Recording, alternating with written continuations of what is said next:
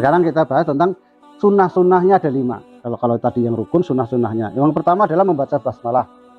Ya, kalau mau mandi itu baca basmalah. Yang kedua wudhu, ya, dengan sempurna sebelum mandi. Dan muhtasil, orang yang mandi boleh meniatinya melakukan kesunahan mandi jika inabahnya tidak bersamaan dengan hadas kecil.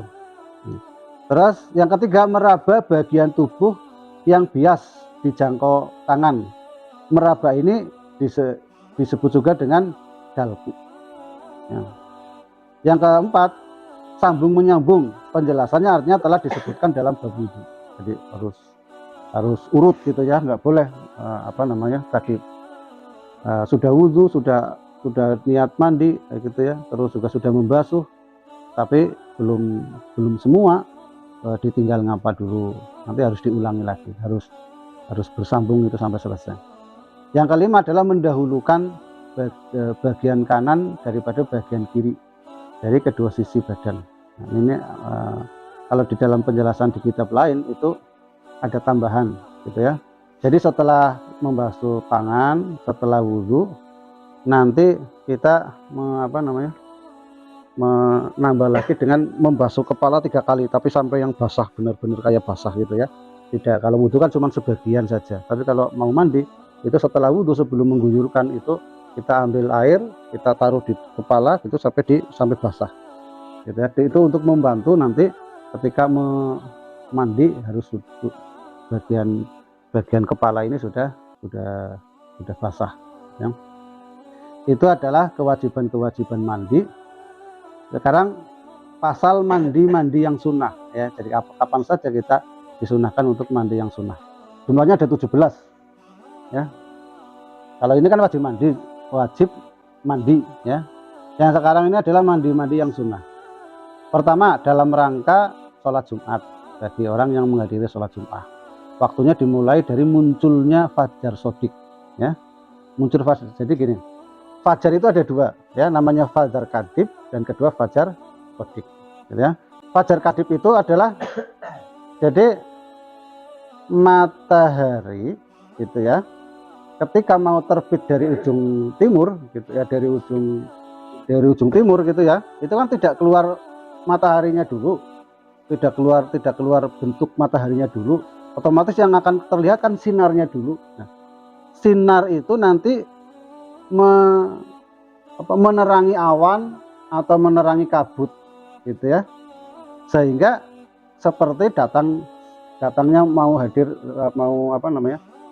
fajar gitu ya. Nanti sekitar 10 menit itu nanti hilang gitu ya. Nah, ini namanya fajar kadib ya, fajar yang menipu.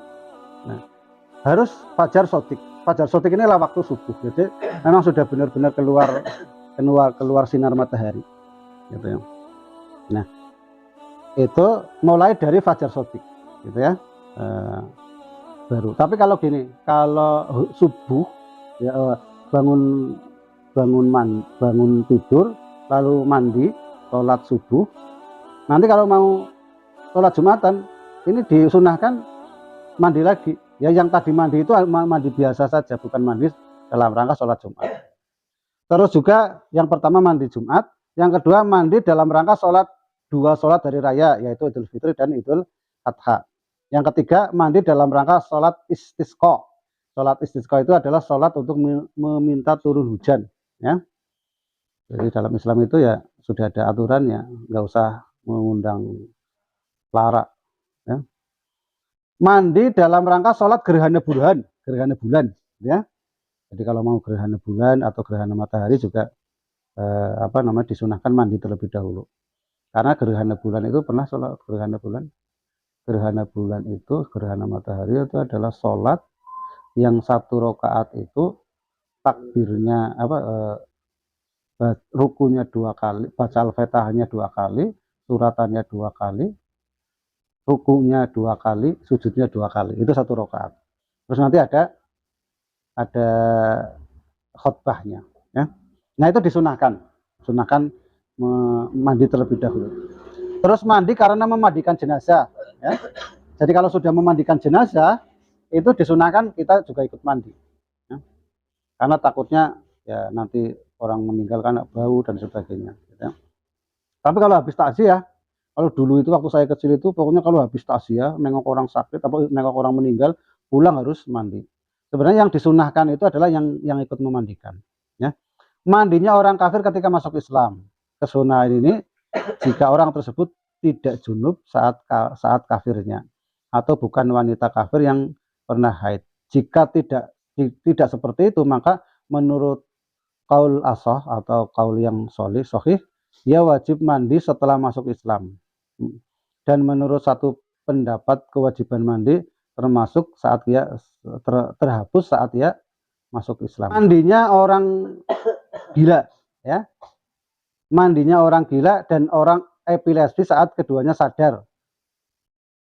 Tidak terbukti mengeluarkan sperma. Jika dari kedua orang itu terbukti mengeluarkan sperma, maka wajib mandi bagi keduanya. Mandi saat hendak ikhram ya, kalau mau apa itu namanya? Kalau mau haji, kalau mau umroh itu kan harus ada ikhramnya. Maka ini wajib mandi. Pada mandi macam ini tidak ada perbedaan antara orang yang sudah balik maupun yang belum, antara yang gila dan yang berakal, antara yang suci dan yang sedang haid. Bila saja seorang yang ikhram tidak menemukan air, maka sunnahnya tayamum. Yang selanjutnya adalah mandi dalam rangka masuk kota Mekah bagi orang yang ikhram untuk haji dan umroh. Terus mandi dalam rangka melakukan wukuf di Padang Arafah 9 Dzulhijjah. Mandi dalam rangka mabit di Muzdalifah. Mandi dalam rangka tawaf yang mencakup tawaf. Terus mandi sunnah yang lain disebutkan dalam kitab-kitab yang besar. Itu sunnah-sunnah mandi.